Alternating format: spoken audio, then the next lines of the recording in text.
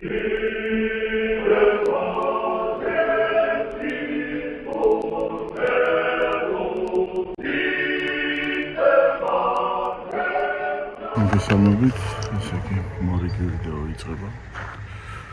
დღეს მივდივარ მარშრუტზე, რომელიც ყოველწლიური ტრადიცია არის და უნდა გავიარო 30 კილომეტრი. ეს მარშრუტი არის თბილისთა დამცველთა ხსოვნისთვის მიძღვნილი, რომლებიც 1921 წელს რუსეთთან ომში დაიღუპნენ უთანასწორო ბრძოლაში და ჩემთვის ეს მარშრუტი მიუხედავად იმისა, რომ პირველად გავდივარ, არის ძალიან მნიშვნელოვანი.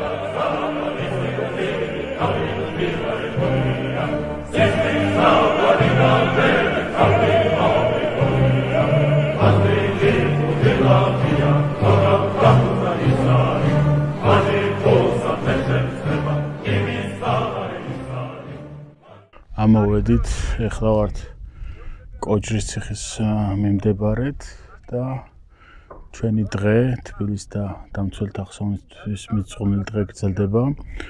ეხლა დიმიტრი გვიყვება ისტორიას 21 წლის მოვლენების შესახებ და ძალიან საინტერესოა. ეს ისტორიები სამწუხაროდ მე სკოლაში არ მისწავლია და ყველაფერი რაც ვიცი დიმიტრისგან. ასე მაზრინაშვილის სახელობის ლეგიონში მივიღე თავის დროზე საკმაოდ კარგი ცოდნა ამ მოვლენების შესახებ და მაშინ იმ დროინდელ სანგრის გათხრაშიც კი მონაწილეობდი ერთი დღით, მაგრამ ძალიან საინტერესო იყო, ბევრი ვაზნა მოვიღეთ და ეს დღე რატო არის მნიშვნელოვანი არა მარტო ჩემთვის, არამედ მთელი საქართველოსთვის რატო უნდა იყოს მნიშვნელოვანი, იმიტომ რომ აქ ვისმენთ ისეთ ისტორიას, რომელიც არავის არ მოუყოლია ჩვენთვის და არც გვისწავლია. არა და ამ ამბებზე უნდა დაფუძნდეს საქართველოს მომავალი. ეს არის ის ისტორია, რომელიც უნდა ვიცოდეთ და გავიაზროთ თუ კიდე რამდენჯერ და როდის გვიღალატა რუსეთმა. ეს არის ისტორია, რომელიც აუცილებლად უნდა ვიცოდეთ იმისთვის, რომ წინ წავიდეთ. და აღარ დაუბრუნდეთ იმ ყველაფერს, რამაც მიგვიყვანა მაშინ ოკუპაციამდე. აქედან გამომდინარე, დღევანდელი დღე, ესეთი დღეები, როცა ჩვენ საუბრობთ პირველ რესპუბლიკაზე, არის ძალიან მნიშვნელოვანი. სამწუხაროდ, მიუხედავად იმისა, რომ ძალიან ბევრი ადამიანი ვართ, დღეს მაინც მგონია, რომ ცოტა არის. და ეს არ არის მეინსტრიმი და ხალხმა მაინც არ იცის ამ პერიოდის მოვლენები. არა და ძალიან საჭირო არის. წავედი ახლა მე გავაგრძელებ მოსმენას. ძალიან საინტერესოა მერწმუნეთ და იმედია, რომ მომავალ წელს კიდე შევძლებ წამოსვლას და უფრო მეტი ადამიანი იქნება.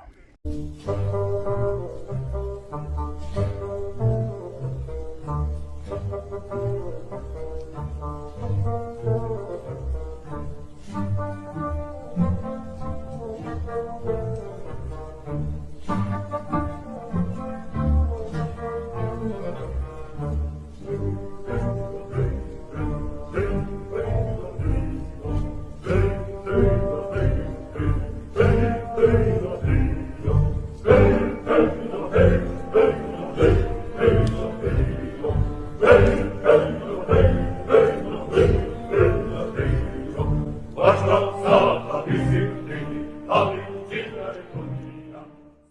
აი ამ კაპიტანი ყიფიანის შემთხვევაში მოხდა ასეთი ამბავი, რომ ოცეული აბარია მას, აბარია კონკრეტული სანგარი, მოწინააღმდეგემ შემოუტია და დარჩა თვითონ და მისი ერთ-ერთი უნტერ-ოფიცერი, სერჟანტი, მისივე გაზრდილი ამავდროულად დანარჩენები გაიქცა. და ყიფიანმა ადგა და დაიხალა 4 თვე, ანუ მე მეორე თვეაზე ხელი აუკრა აი ამ სერჟანტმა და გულში დაიჭრა, მაგრამ გადარჩა.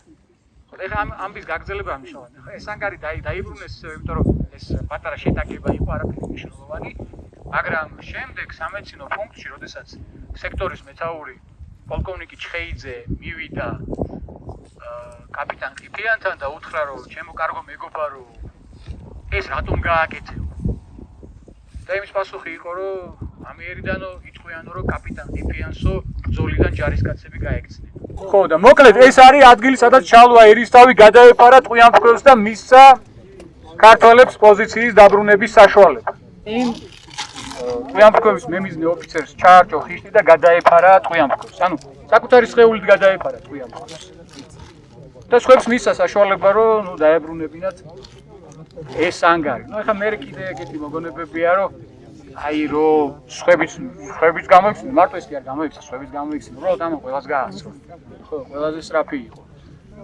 და ნუ არის ასეთი მოგონებები, რომ აი სხვები რომ მოვიდნენ, უკვე ნუ რაღაც სიკვდილს ებრძოლდა და რომ მივიდნენ, რომ აბა რაღაც იქ სამედიცინო ამბავი დადექ ვინ მოდისოთ, რაღაც იგივე სიტყვები თქვაო რა. ნუ ეხლა არ აქვს მნიშვნელობა, არ თქვა, მაგრამ წავიდა გამიზნულ სიკვდილს.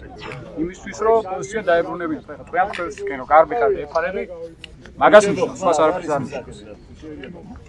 მეოთხე სანგრის პირველი ხაზის ერთი ნაწილი, რაც არის შემორჩენილი. ნუ ცხადია, ეხლა ეს უფრო ღრმა იყო თავის დროზე, ვიდრე ახლა არის. დაახლოებით 10 თუ 8 წლის წინ აქ ჩატარდა არქეოლოგიური სამუშაოები მაზნიაშვილის ლეგიონის ინიციატივით. ჩვენი უფროსი მეგობარი ზურაბ რაგვაძე 10 რამდენიმე წლის წინ სამწუხაროდ გარდაიცვალა ზურა, ყველას დაგწყვიტა გული. მისი ხელმძღვანელობით აქ ჩატარდა არქეოლოგიური სამუშაოები და ის რასაც წერილობითი წყაროები გვიდასტურებდა, რომ შეიარაღება და საბრძოლო მასალები განსაკუთრებულად პრობლემური იყო, აქ აღმოჩენილმა ვაზნებმა დაადასტურა. და რით დაადასტურა? დაადასტურა იმის, რომ სულ სხვადასხვა ქარხნის, სხვადასხვა პარტიის და ასე შემდეგ. ანუ ეს ნიშნავს რას, რომ აი რაღაცა პარტია იქიდან მოიტანეს, რაღაცა პარტია იქიდან მოიტანეს. ნუ ეს ლოჯისტიკაში ძალიან რთული იყო, ყველაფერს თავი დავანებოთ და ამ არქეოლოგიურმა სამუშაოებმა ეს დამატებით დაადასტურა, რომ აი რა წერილობით წყაროებში იყო, ხო, ანუ აი არქეოლოგიამაც იგივე გვიჩვენა, ხო? მოკლედ აი ეს არის ის მეოთხე სანგარი, რომლის აღება ძალიან რთული იყო და დამეთანხმებით, ხო, აი ხა იქიდან როცა მოდის მოწინააღმდეგე, ჯერ შორიდანვე ხედავ, ჯერ ეს ერთი, მერე მეორეს გარდა შენი პოზიციისა დასაძლევი არის თვითონ რელიეფის სირთულე და შესაბამისად ქართველები ახერხებდნენ ამ სანგრის დაცვას. მოწინააღმდეგის შანსი იყო ორი, ერთი დიდი რაოდენობით წამოსულიყო მოწინააღმდეგე და მსხვერპლის მიუხედავად აი ხორცის შტურმებს რო ეძახიან ეს განეხორციელებინა. ერთი ეს იყო და მეორე ნისლი რა, ნისლი როცა არის აი აქ რო ხარ ამ სანგარში, აქეთ ვეღარ ხედავ ვერაფერს აბსოლუტურად და ნუ აი ბრმა ხარ რა. და ბრმადისვრი. და ეს პრობლემა იყო. ხო აი ხორცის შტურმებს რაც შეეხება, კიდე ერთი საინტერესო მომენტი არის.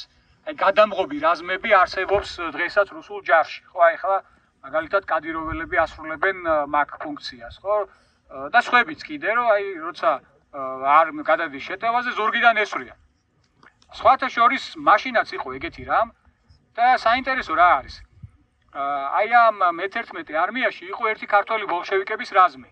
ხო, ერთ 300-400 კაცი იყო. სხვათა შორის ჩვენ ჯარშიც დაახლოებით 300-400 რუსი იბრძოდა. ესენი იყვნენ აფხაზეთის ფრონტზე ყუბანელი კაზაკები, რუსები და დაახლოებით 100-150 კაცი კიდე თბილისთან. ნუ მე ამ შემთხვევაში არ გულისხმობ აქაური აი რაღაც გვარი რო რუსული აქვს. არა, ან რუსეთიდან შემოსული რუსები, სადაც 400-500 კაცი ჩვენ მხარესაც იბრძოდა. იმათ მხარეს კიდე 300-მდე ქართველი ბოლშევიკი. და ეგ ქართველი ბოლშევიკები იყვნენ გადამღობ რაზმად. ანუ რუსები მე-11 არმია რო გვიტევდა აქედან წინაც ქართველები ყავდა და უკანაც ქართველები ყავდა. აქედანაც ქართველები ესროდნენ, უკან გაიქცეოდნენ, იქ კიდე ცუდი ქართველები ესროდნენ კიდე. ხო, ნუ ეს 300 კაცი ახლა მთლიანობაში იმ არმიის ნახევარი პროცენტიც არ იყო და ნუ ეხლა დიდი ძალა არ იყო და ესეთი მნიშვნელობა არ ქონდა. სამხედრო თვალსაზრისით, მაგრამ პოლიტიკური მნიშვნელობა ქონდა და მე ამას წარმოაჩენდნენ როგორც ქართველების სურვილს ეხლა. ნუ 300 ქართველს ყოველთვის ნახავ ნებისმიერი საქართველოს პრინციპის რო იბრძოლებს, ხო? და ისტორია ამით დატვირთულია, ხო? ჩვენი ისტორია. ხო, ნუ აქ ბრძოლები დაიწყო 19 თებერვალს. და საინტერესოა რომ თავდაპირველად ამ სანგარს იცავდა ნაცვალთა სკოლის კურსანტთა ასეული. ეს ნაცვალთა სკოლა არის სერჟანტთა სკოლა. და ვინ არიან ეს ადამიანები? ესენი არიან 6-დან 15 თებერვლამდე ჯარში გაწვეული ახალგაზრდები. აი სამხედრო სავალდებულო სამსახური რო უწევდათ და აი ამ სერჟანტთა სასწავლებელში ჩარიცხვის ეგეთი წესი არსებობდა, ყველაზე ანუ ფიზიკურად, გონებრივად, ყველაზე გამორჩეულებს არჩევდნენ ხოლმე ამ სასწავლებლისთვის, მერე 9 თვე ასწავლიდნენ და მერე კიდე 1 წელი უნდა ემსახურათ სერჟანტებად ჯარში. და ესენი იყვნენ 1 კვირის მისულები. და წამოიყვანეს მაინც. და პოლკოვნიკი ჩხეიძე, რომელიც ამ სექტორის ტაბახმელას მონაკვეთს მეთაურობდა, წერს რომ ნუ აი საოცრება იყო რა, ეხა ახალგაზრდები, რომელთაც სულ ერთხელ ეკავათ იარაღი ხელში, მაქსიმუმ შაშხანის დაშლა აწყობა იცოდნენ და 1-2 ქონდათ მიზანში ნასროლი, როგორ იბრძოდნენ. და ნუ მიზესაც ამბობს რომ ნუ ჯერ ერთი ყველაზე ეს გამორჩეულები იყვნენ შერჩეული და მეორე იუნკერებიც მათთან ერთად იყვნენო, რომლებიც ასევე მათი თანატოლნი იყვნენ. და ისინი აძლევდნენ ეს მაგალითს რომ ესენიო ცდილობდნენ არ ჩამორჩენოდნენო რა. ერთი ასაკის არიან და ნუ აი გვესმის ხო? ფსიქოლოგიურად ეგ რა ამბავია. და ეგეთ რამეს იხსენებს რომ დაიწყო საარტილერიო დაბომბვა, არ წვებოდნენ რომ აი რაღაც რას იფიქრებსო ჩვენი ოფიცერიო რომ შიშრები ვართო და მეერე ნუ უთხარ დაწეკითო ეგრე არ შეიძლება. და ნუ აი ეგენი იყვნენ აქ 24-ში უკვე სხვა რას მიიცავდა ამას, როცა ის ერთი პერიოდი აიღეს, მაგრამ მე ქართველებმა დაიბრუნეს ეს სანგარი. ხო, ეხლა მე კიდე ერთ საკითხზე ვისაუბრებ.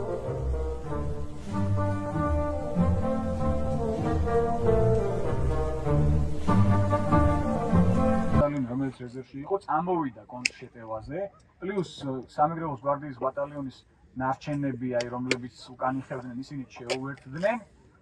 და უკვე ღამის სიბნელე იყო და წამოვიდნენ ისე რომ ნუ გზად არ ისროდნენ რა, ისე წამოვიდნენ და რომ მოუახლო ეს სანგრები უკვე რუსებს ეკავათ და ტანკებიც აქ იყო.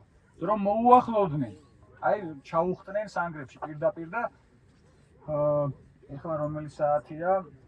9:05 წუთი. 8-დან 9:09-მდე მონაკვეთში გაწმინდეს ეს სივრცე. და ამ ტანკებმაც მე უკან დაიხეს ერთ-ერთი ტანკი გადავარდა აქედან ცოტა იქით ხრამი არის. ნუ 90%-იანი ალბათობით აქ გადავარდა. სხვა რამეს წერენ ცოტა თვითონ რუსები, მაგრამ რასაც წერენ იქ ვერ გადავარდებოდა ვერანაირად. და მოკლედ დაიბრუნეს ეს პოზიცია. და ნუ მოკლედ ამის შემდეგ შეატყობინეს მთავარსარდლის შტაბს, რომ დავიბრუნეთ პოზიცია.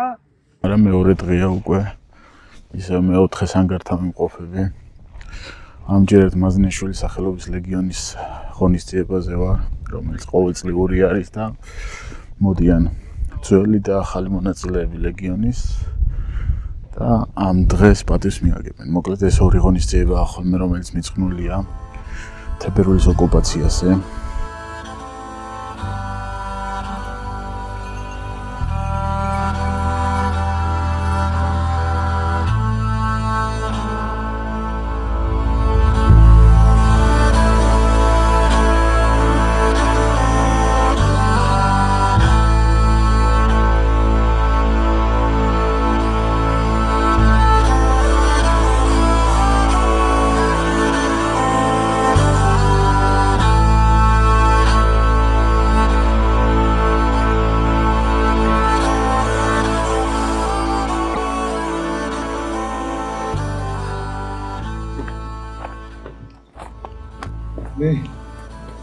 მე აქამდეც ვინახავს ეს გმირობა და თავგანწირვა და თქოს ჰეროიზმით ვერ დამაკურებდი მაგრამ აქ დაახო მე გენერს გრძნობაც ფილიპით დამვიდე და ეს ბიჭები მებრძოლი და გოგონები ბრძოლის ველზე მებრძალი და დამხმარე ჯერ ღმერთის შვილებად ვეცე შემდეგ სამშობლოს შემდეგ ჩემს საკუთარ შვილებს